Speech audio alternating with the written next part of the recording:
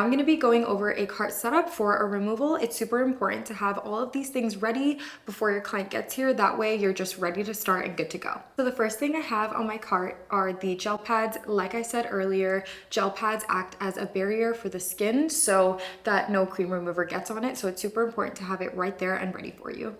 Next, I have our sensitive cream remover. This is obviously my favorite, and this is the main part of doing a removal. You have to have it on your cart ready for you. It's sensitive, so it's amazing for all your sensitive clients, and it smells like strawberries. Next, I have my lint-free applicators. I actually have a bunch on my cart, and it's super important to have a lot just because every time you go in to reapply sensitive cream remover, it's important to grab a fresh new one so that you don't have any cross-contamination. Next, I have two tweezers. It doesn't really matter which tweezer you have. I just like to use both of these. This one I mainly use the 90-degree or sometimes the 45 or sometimes the boot, doesn't really matter.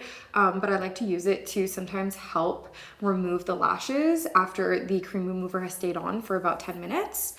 So I like to use this tweezer for that. And then sometimes if some lashes just aren't budging and not removing, I like to go in with both tweezers. That way I can just banana peel the lash off.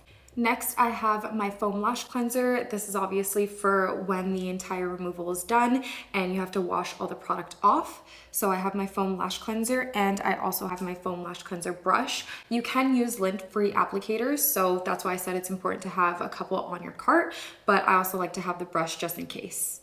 Next, I have my water squeeze bottle. This is obviously to wash away the foam lash cleanser, and I have some paper towel to help clean it off as well. And last but not least, I have the 3-speed fan. This is just to help dry the lashes after the entire service is complete.